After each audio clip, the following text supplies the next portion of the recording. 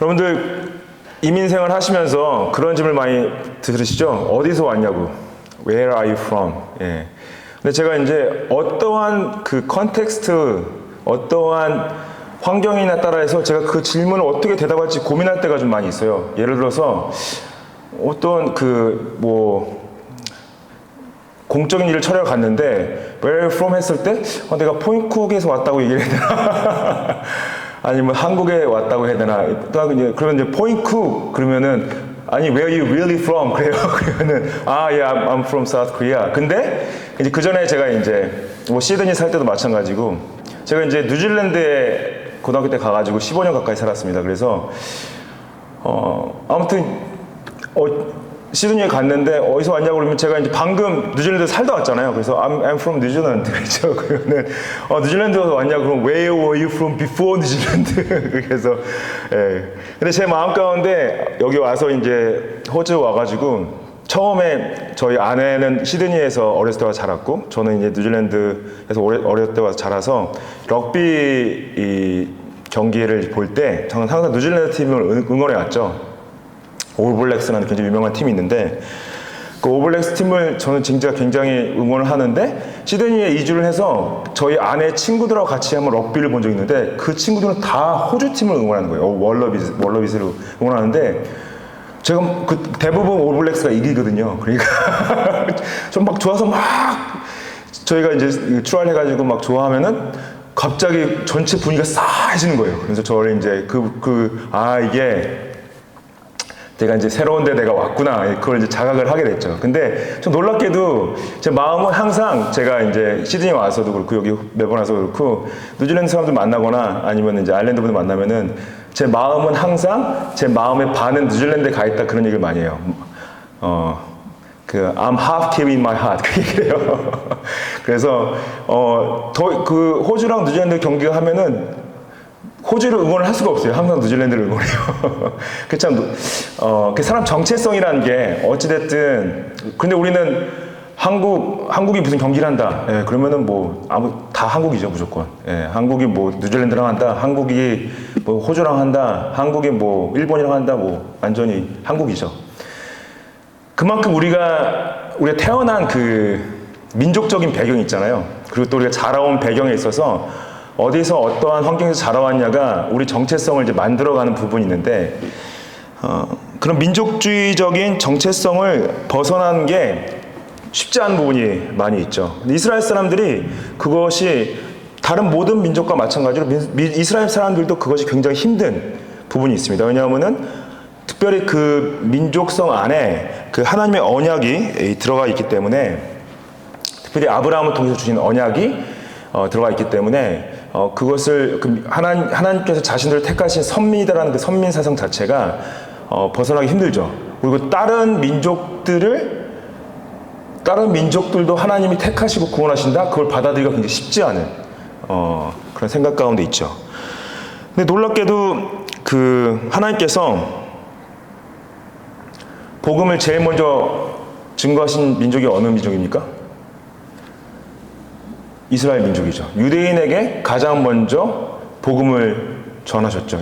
예수님이 유대 민족으로 오셔서 그들에게 회개하라, 천국이 가까웠다 선포하셨죠. 근데 민족적으로 거부를 했어요. 그냥 물론 이제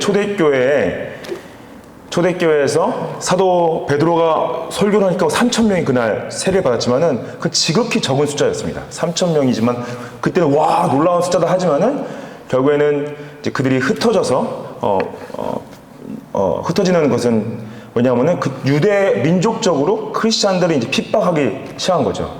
예, 그것을 하나님을 향한 반역으로 보고 그 이제 이야기가 오늘 나오는데 저희가 로마서 전체가 보면은 1장부터 16장까지 있잖아요. 근데 1장부터 11장까지는 사도 바울이 우리 복음에 대한 내용을 얘기를 합니다. 그리고 또 12장부터 16장까지는 그 내용을 믿는다면 어떻게 살 것인가. 근데 이건 1장부터 11장까지의 내용이 있어서 처음에 이제 칭의에 대한 부분을 다루고 또한 우리의 어떤 상화에 대한 부분을 다루고 또 우리 믿음의 확신에 대한 부분을 다루다가 갑자기 9장부터 11장까지 이 이스라엘 민족에 대한 부분을 다뤄요.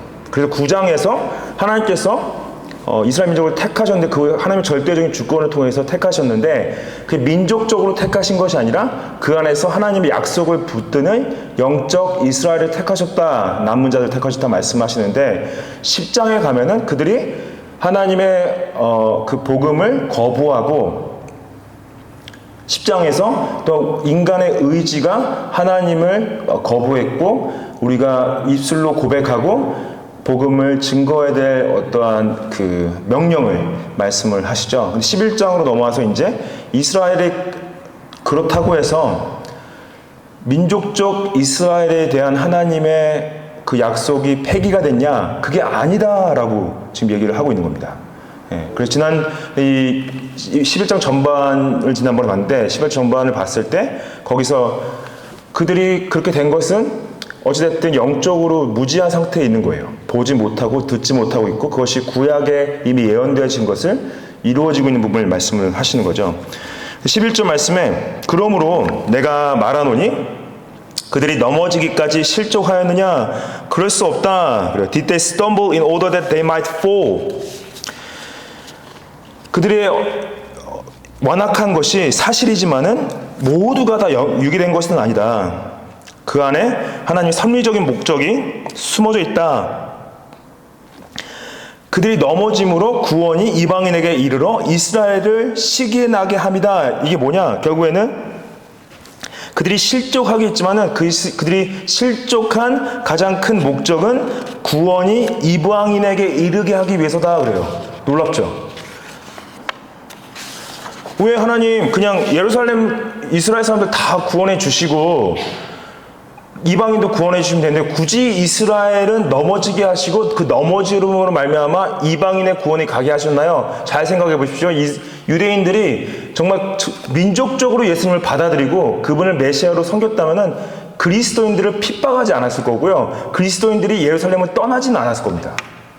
근데 사도행전 8장에서 유대인들이 핍박을 시작하죠. 특히 스데반 집사를 죽이고 그때부터 제대로 크리스찬들을 죽이고 핍박하기 시작합니다. 그러니까 어쩔 수 없이 예루살렘에 있던 많은 기독교인들이 다 흩어지게 돼버렸어요. 그래서 흩어짐으로 말미암아 디아스포라 교회들이 생겨나기 시작하고 특별히 로마 교회는 그때 흩어져서 도망갔던 기독교인들이 로마에 가서 복음을 전하고 세운 교회인 거죠. 사도 바울이 먼저 가서 선교사로서 전한 것이 아니라 그때 핍박 당시에 떠났던 유대인들이 로마에 가서 복음을 전해서 세워진 교회였던 거죠. 근데 그들의 넘어짐을 영어로 보시면 their trespass라고 그러는데 그들이 넘어진 것은 그들이 범죄한 것이다 이래요. trespass, transgression, 범죄했다. 그들이 넘어진 것이 어떤 범죄였냐? 예수님을 메시아로 받아들이지 않고 예수 그리스도의 복음을 거부하고 그를 십자가에 못 박은 범죄함. 그게 넘어진 거예요. 그들이 예수님을 죽이고 그들의 민족적인 넘어짐이 결국에는 이방인에게 예수 그리스도의 복음을 나가게 하는 초석이 됐다. 어떻게 보면 좀 수동적으로 희생을 한 거죠. 그들이 능동적으로 예수님을 죽이긴 했지만은. 그 사도 바울이 말한 건 뭐냐면 이것은 예수 그리스도의 복음을 받아 이방인들이 구원을 받았을 때 이스라엘로 하여금 다시 시기 나게 하여서 그들이 예수님을 믿을까라는 그런 어떤 하나님의 신비한 구원 섭리가 있음을 말씀을 하시는 거죠. 어찌됐든 그로 말미암아서 수많은 나라들의 복음이 들어가기 시작했죠. 저는 놀랍게도 저희 한국에 복음이 생각보다 굉장히 늦게 들어왔다고 생각합니다. 결국에는 종교 개혁이 일어난 한 300년 가까이 후에 그제서야 복음이 들어온 거예요. 충분히 물론 복음이 서진을 하긴 했지만은 동쪽으로 간 선교사도 있었고 인도로 간 선교사도 있었는데 어떻게 중국이나 한국까지는 굉장히 늦게 들어왔을까? 그것도 이제 분명히 하나님의 구원 사역 가운데서 하나님의 주권적인 계획이 있었겠죠? 근데 여러분들 되게 유명한 얘기 다 아시죠? 그 토마스 선교사님 이야기. 한국은 선교사보다 복음이 먼저 들어왔다라고 한국 교회사가 얘기를 하지 않습니까? 그게 뭐예요? 그 토마스 선교사님이 1866년도에 그 제너럴 셔먼호를 타고 대동강에 도착을 했는데, 그때 셔먼호 선장이 그 조선 군인 이현익이란 분을 억류를 해요.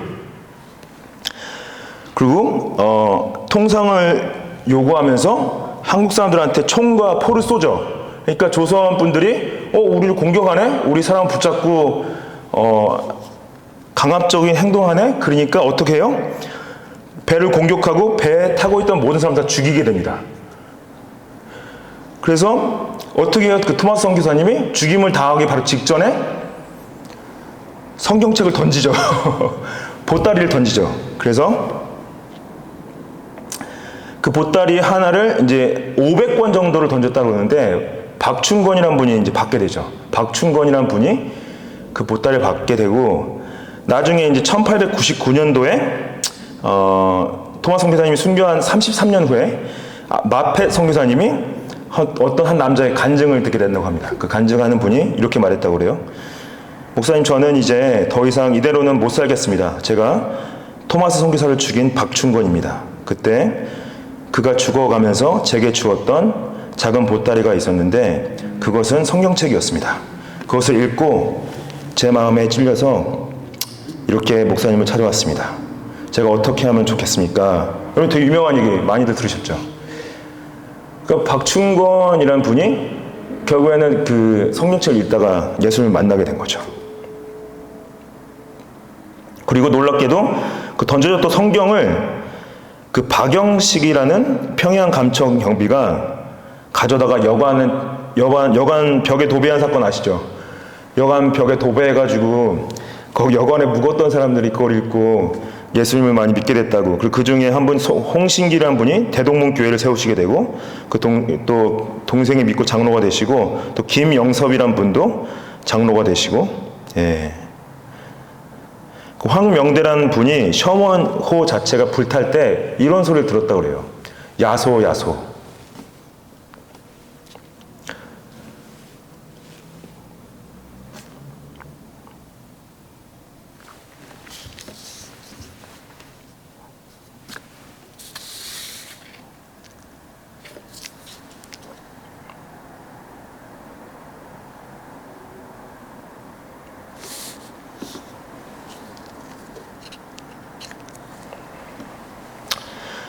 네, 그 소리를 듣고 그분이 이제 평양 그 초대교회의 신자가 되었다고 합니다.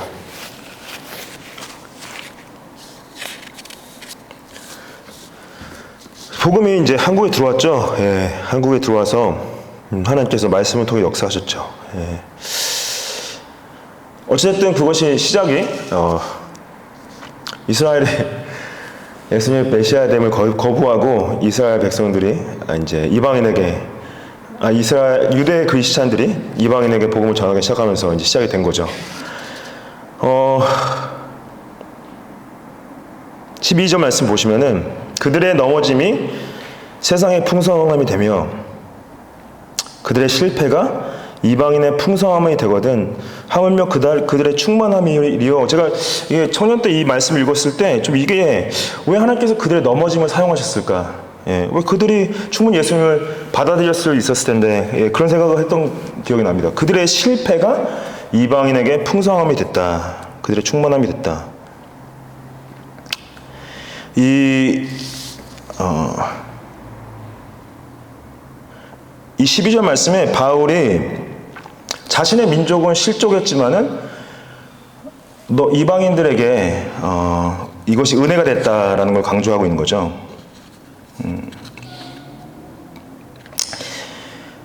우리가 가져야 될 것은 결국 이 다른 민족을 향한 그 마음인데, 사도 바울이 가지고 있던 이방 민족에 대한 그 마음을 저희도 품어야 되지 않나 생각을 했습니다. 한국이 예전에는 미국 다음으로 선교사님들 많이 보냈던 나라라고 그래요. 되게 자랑스럽게 선교사님들 말하는 거 들었는데 아직까지도 그런지 잘 모르겠어요. 네, 어떤 분들은 뭐 중국이나 인도 선교사님들도 많아졌다고 말씀하시는 분도 계시긴 한데, 하나님께서요 우리를 멜번 땅으로 보내셨습니다. 멜번 땅에도 수많은 민족들이 모여 있죠. 분명 하나님께서 저희를 여기 물론 이민자 생활을 살고 있지만은 분명히 여기로 보내신 목적과 계획이 있다고 믿습니다. 그리고 그것이 단순하게 한인 이민자분들에게만 있지 않고 다른 민족에게도 있지 않을까.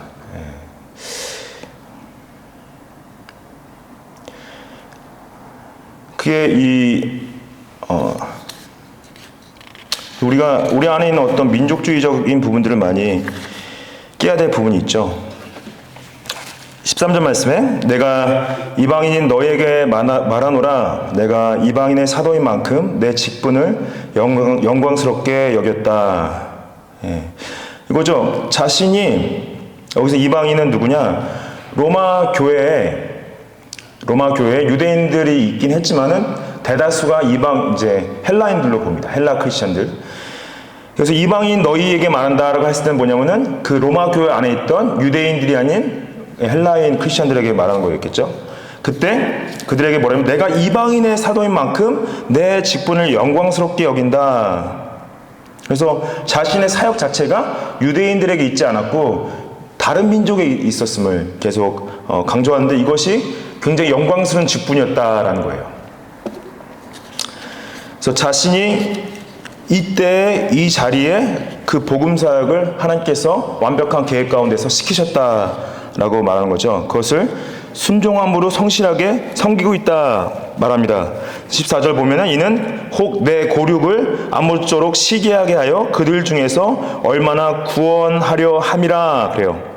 자신의 고륙은 누굽니까? 자신의 고륙은 유대인들이죠. 그들이 이방인의 구원을 시기하여서 그들조차 그리스도의 구원을 받아들였으면 좋겠다라고 말을 하고 있습니다. 그래서 이스라엘의 어떤 소수의 구원이 궁극적으로 다수의 이스라엘의 구원에 기여할 것으로 이 학자들이 많이 해석을 하고 있는데요. 바울이 이제 이 당시 로마서를 작성할 때 아시아와 마게도니아 지방에서 선교를 마친 후에 로마에 가기 전에 마게도니아와 아가야에서 헌금단을 모아요. 헌금단을 모으는데 왜 헌금단을 모이냐면은 이 얘기 고린도전서 16장에 나오는데 마게도니아 아시아에 있는 이방인 크리스천들에 모았는데 그들에게 돈을 모아요. 돈을 모으는데 돈을 모으는 목적은 예루살렘 교회를 도와주기 위해서 돈을 모으는데 그냥 그 돈을 가지고 그냥 보내면 되는데 일부러 그 함께 재정을 헌금했던 마게도니아 아가야 크리스천들을 데리고 예루살렘으로 향합니다.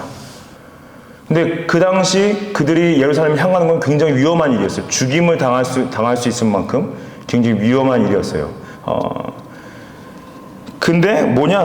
헌금단을 데리고 들어간 이유는 결국에는 이스라엘 사람들이 그 이방인 크리스천들이 그렇게 헌금하는 모습을 봐서라도 행여 예수님의 복음을 받을 수 있는 기회가 생길까봐 일부러 그렇게 한 것이죠. 그만큼 저는 이 사도 바울이 이때 이렇게 들어간 것이 뭐랑 비슷하냐면요. 우리가 지금 북한에 들어가는 걸 비슷하다고 봅니다.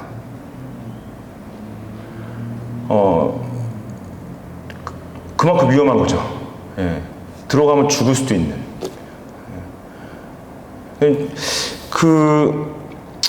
물론 이제 우리가 남한에서 다 태어났지만은 분명히 하나님께서 우리를 한국 사람으로 태어나게 하신 목적이 있지 않습니까? 근데 이 사도 바울이 유대인에게 가지고 있던 그 마음이 우리가 어떻게 보면은 북한에 있는 사람들을 향해서도 동일하게 가져야 될 마음이 아닌가. 남한도 마찬가지고요.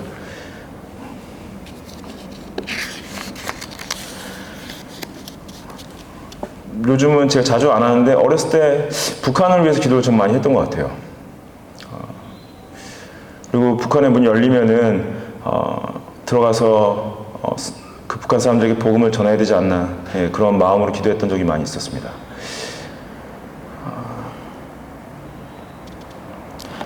제가 저희 아내를 연변과기대에 갔다 만났어요. 연변과기대에서 이제 영어 캠프를 가장한 이제 선교 여행이었죠. 거기서 이제 2004년도 초반에 만났는데 그때 들어갔을 때 북한의 평양과기대를 이제 준비하고 있었습니다. 연변과기대에서. 이제 평양과기대가 세워져서 나중에 이제 거기 또 성기선이 들어가긴 하셨는데 그때도 이제 그런 마음이 있었죠. 거기도 문이 열리면 평양과기대 성교에서 가서 섬기면 좋겠다 생각이 들기도 했습니다. 예. 근데 지금은 다 이제 문이 닫혔죠. 예. 모르겠어요. 하나님께서 어떻게 북한을 인도하실지. 예. 저희는 근데 중요한 것은 지금은 기도하는 건 멈추지 말아야겠다. 예. 북한을 향한 거기에 잃어버린 영혼들을 향한 하나님의 마음을 놓지 않았으면 좋겠다 생각이 좀 들었습니다.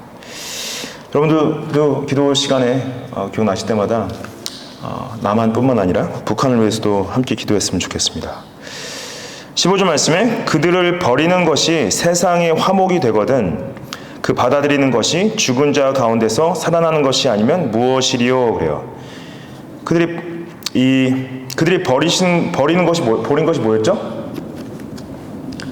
예수님이었죠. 복음이었죠. 그들이 복음을 버렸는데 그게 세상의 화목이 되었대요. 여기서 말하는 세상은 누구예요? 그 로마에 있는 이방인 크리스천들. 예. 그 받아들이는 것이 죽은 자 가운데서 살아나는 것이 아니면 무엇이리요? 그 받아들이는 건 뭐냐? 부활 신앙이죠. 예수 그리스도의 부활, 죽음과 부활. 동시에 성도들의 부활을 말씀을 하시는 거죠.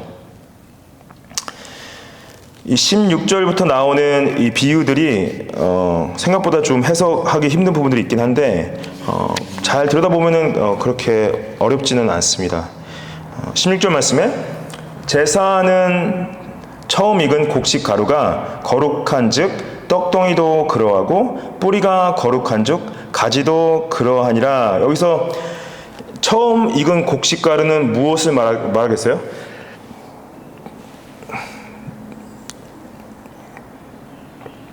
처음 익은 곡식가루는 이스라엘의 특별히 족장들을 얘기합니다. 하나님의 언약을 받았던 족장들을 얘기하는데 그게 거룩한즉 떡덩이가 됐다. 여기서 떡덩이가 됐다는 것은 결국에는 하나님의 그 언약이 이루어진 걸 말하는 거죠. 그래서 이 떡덩이와 가지는 하나님으로부터 택함받은 이스라엘 조상의 후손들인 이스라엘 족속들을 특별히 회심했거나 하나님께로 돌아오게 될 유대인 가운데 남은 자들을 이 떡덩이와 가지들로 해석을 하고 있습니다. 근데 여기서 핵심이 되는 단어는 뭐냐면 거룩이에요. 근데 이 거룩함에 지금 본질적으로 참여하고 있지 못하다라는 얘기를 하고 있는 거죠. 그 17절 말씀 보시면은 또한 가지가 얼마나 꺾이었는데 돌 감람나무인 내가 그들 중에 접붙임이 되어 참 감람나무인 뿌리에 진액을 함께 받은 자가 되었은즉 그러죠. 여기서 꺾여진 가지는 무엇이냐? 참 감람나무에 붙어있던 이스라엘 족속 중에 하나님의 복음 예수 그리스도를 거부한 자들을 가지가 꺾인 것으로 표현하고 있는 거고요.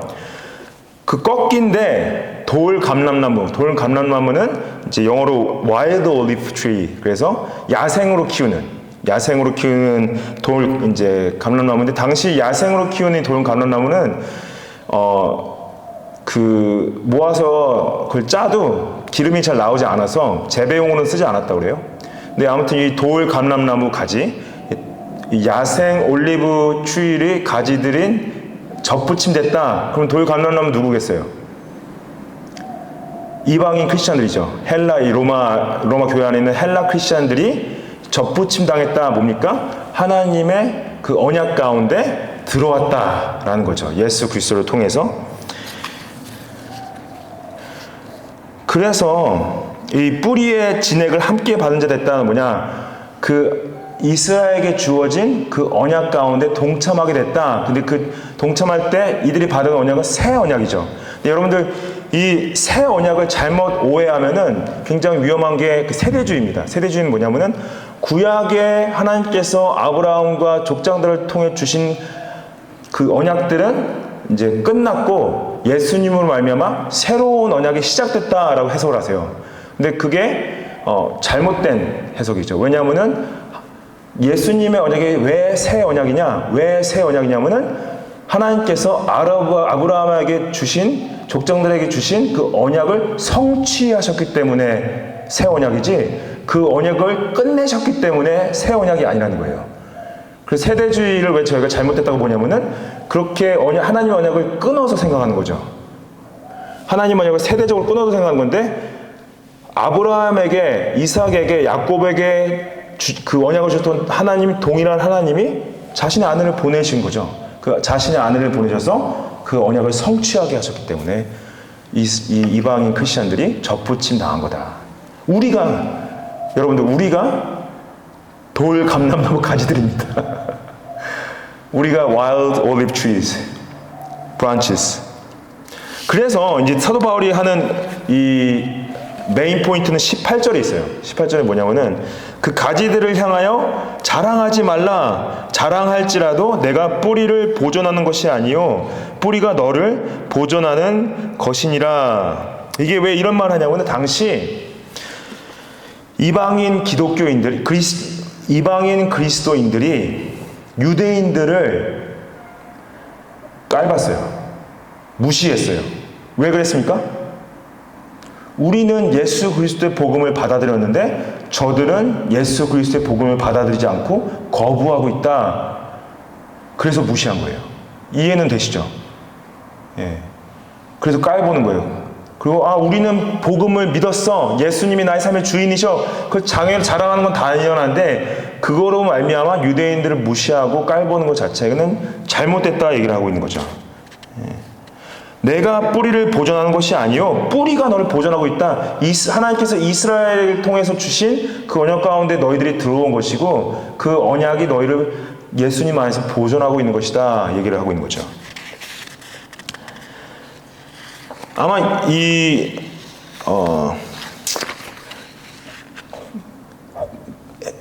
로마 교회 안에 있던 헬라 기독교인들이 유대인 크리스천들도 무시했을 수도 있어요. 왜냐하면 대부분의 헬라 기독교인들이 로마 시내 안에서는 기득권층, 그래도 있는 자들이었기 때문에 또 동시에 유대인들은 이민자들이었고 무시당하는 위치에 있을 수 있었죠. 정말 놀라운 거는 이 반유대주의라고 그래요. 안티세미티즘. 여러분들 들어보셨습니까? 안티세미티즘. 이게 역사적으로 굉장히 심각해 했고 지금도 이것 때문에 사람들이 굉장히 힘들어하고 있습니다. 왜 이렇게 유대인들을 미워했는지 모르겠어요.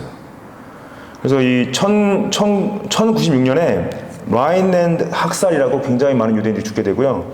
1348년부터 51년까지 유럽에서 유대인들을 대학살을 합니다. 검은 죽음이라고. 그리고 1391년에 스페인에서 또 유대인들을 학살합니다. 1492년에 스페인에서 또 유대인들을 축출하고 학살을 해요. 그 1648년에 우크라이나에서도 코색 유대인들을 학살합니다. 그리고 학살을 한 10년 가까이 해요. 1821년부터 1906년까지는 러시아에서 반유대인 정책들을 펴옵니다. 굉장히 오랜 기간 동안. 그리고 제일 심했던 사건이 뭐냐? 세계 2차 대전 때 독일 사람들이 홀로코스트, 유대인들을 200만 가까이를 죽였다고 그래요. 제가 이제 정확한 숫자는 제가 잘못할 수 있는데 20만 아니면 200만. 말도 안 되는 사람들을 죽인 거죠. 뭐 사람을 그냥 물론 나름 이유가 있었겠지만은 어떻게 그게 가능했을까? 왜 그랬을까? 민족 유대인들을 굉장히 지금도 물론 팔레스타인이 먼저 공격을 했기 때문에 이스라엘 사람들이 당연히 그 테러리스트들에 대한 복수를 해야겠죠. 자신의 자국인들을 죽였는데 그걸 어떻게 가만히 국가가 보고 있겠습니까? 근데 지금은 세계적으로 지금 그 이스라엘에 대해서 지금 전쟁 치른 거에 대한 정당성에 대해서 굉장히 공격이 심해요. 저희가 봐도 좀 너무하다 싶죠. 저렇게까지 민간인들과 아이들을 죽여서까지 전쟁을 해야 되나? 물론 이제 자신들은 하마스가 땅굴을 파서 공격을 하면 본인들이 위험하기 때문에 그렇게 중심적으로 있는 곳들을 미사일로 다 파괴해야 된다. 근데 그 파괴하면서 결국 민간인들 사상자가 너무 많이 발생을 했고 아이들도 지금 죽어나가고 있는데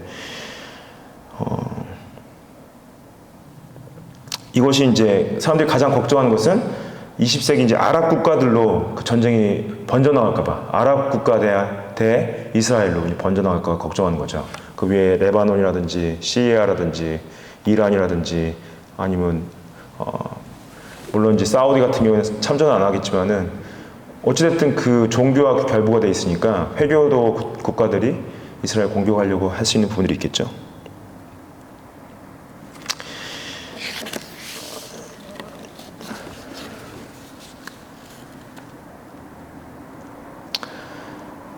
이 19절 말씀 보면은 내 말이 가지들이 꺾인 것은 나로 접붙임을 받게 하려 함이라 하리니 이게 뭐냐면은 여기서 내 말이 사도 바울이 이제 이방인 크리스천들에게 말한 거죠.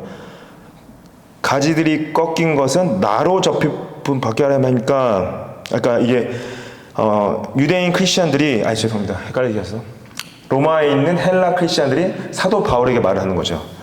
당신의 말은 유대인들의 가지가 꺾인 이유가 나로 접붙임 받게 하려 하니까 그러니까 사도 바울이 옳도다 20절이죠. 옳도다.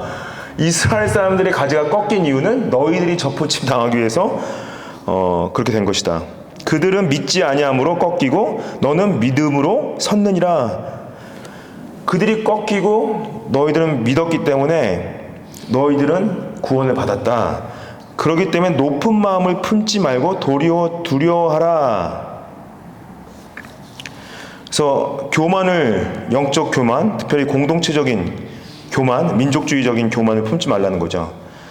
그래서 21절 말씀에 하나님이 원 가지들도 아끼지 아니하였은즉 너도 아끼지 여기 이 말씀 이제 아마 이 한국말 번역했을 때 아끼지라는 표현 자체가 좀 다르게 쓰이는 부분이 있을 텐데 여기서 아끼지 않는다는 건 뭐냐면은 영어로 보시면은 God did not spare the natural branches. 이게 뭐냐? 아끼지 않았다는 거냐면요. 그냥 버렸다는 거예요. 그렇기 때문에 너도 교만을 품고 하나님을 경외하지만은 안 하면은 버릴 것이다 라는 표현이죠. 22절에 그러므로 하나님의 인자하심과 준엄하심을 보라. 넘어지는 자들에게는 준엄하심이 있으니 너희가 만일 하나님의 인자하심에 머물러 있으면은 그 인자가 너희에게 있으리라. 그렇지 않으면 너도 찍히는 바 되리라 말씀하시죠.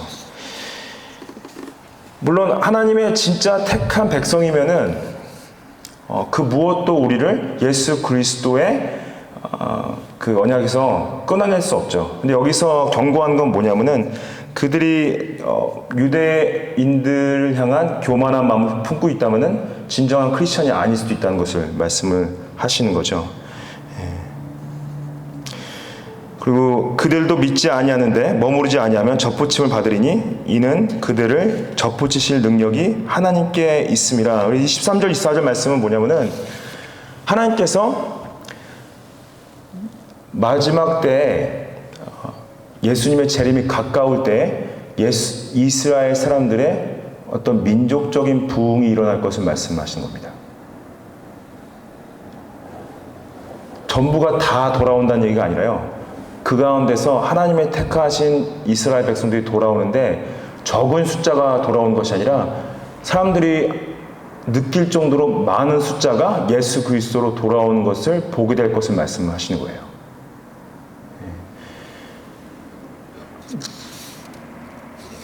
이것을 이제 또 너무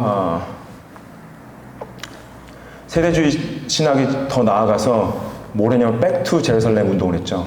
그래서 예루살렘에 가가지고 막 집회하시고 이스라엘 사람들한테 복음 전하고 그걸 이제 어떤 이러한 말씀을 통해서 해석을 해서 가는 건데 여러분들 그거 물론 저희가 함부로 판단할 수 없는 부분이 있겠지만은 좀 위험한 부분들이 있죠. 위험한 부분들이 있고 저희가 하나님께서 저희 어떻게 보면 여러분들 지금 저희가 와 있는 곳이 땅끝일 수 있습니다. 물론 다른 나라로 보낼 수 있죠. 아니면 이스라엘로 보내실 수도 있겠고. 하지만은 하나님께서 저희에게 지금 여기 서 있게 하신 이유는 여기가 땅끝임을 알고 여기서 예수 그리스도의 복음을 증거해야 될 부분이 있다는 거죠. 저는 우리 매번 서부교회가 이 매번 서부 지역에 한인분들뿐만 품는 것이 아니라 여기 매번 서부 지역에 있는 많은 민족들을 함께 품었으면 좋겠습니다. 어떻게 보면 하나님께서 이 서부교회를 인도하신 가운데 선샤인 장로교회와 연결교회를 하게 하신 것도 그 이유 중에 하나가 아닌가 그런 생각이 듭니다. 함께 말씀을 봤을 때 우리가 단순히 잃어버린 영혼들 또한 이스라엘 백성들을 향한 안타까움에서 끝나는 것이 아니라 예수 그리스도의 복음을 가지고 열방에게 나아가는 우리 모두가 됐으면 좋겠습니다.